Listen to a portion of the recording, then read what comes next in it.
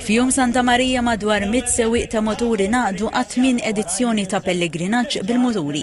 L-inizjattiva b'kollaborazzjoni bejn żewġ parroċċi li bis-saħħa tagħha ġabru 900 euro b'riżq Caritas Malta.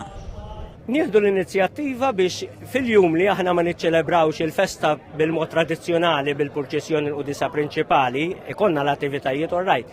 Imma naraw ukoll kif nistgħu ngħinu lil proxmu anke permezz ta' dan l-attività. Din l-inizjattiva organizzata mill-parroċċa ta' Ħaddingli u tal-Imġar isir ta' kull sena biex tiċċelebra lil Santa Marija. Huwa sabiħ li ż-żewġ parroċċi l-ewwel qed jaħdmu flimkien, fuq kollox il-patruna hija waħda tagħna l-Assunta u kollu turi kemm aħna wkoll maqodin flimkien bħala familja waħda insara fi Kristu. Il-pellegrinaġġ għandu rotta partikolari li tinkludi fuq soħrajn il-Mosta, Ħattart, l-Imrieħel, Ħażabuġ u r-Rabat.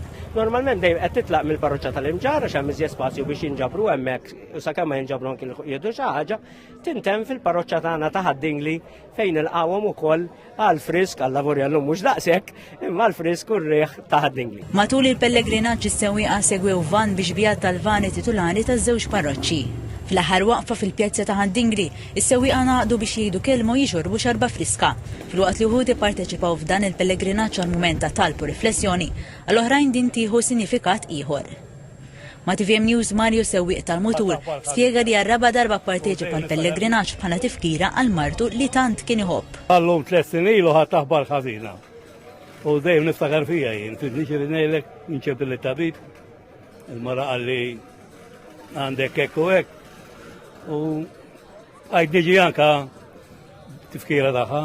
Apparti din l-attività żewġ parroċċi diġà kollaboraw flimkien għal ġest nobli ieħor biex flimkien maċ ċentru Nazzjonali tat Transfużjoni tad-Demm u bil-Mobile Blood Donation Unit kienet aktar faċli biex ir-residenti setgħu jagħtu id-demm.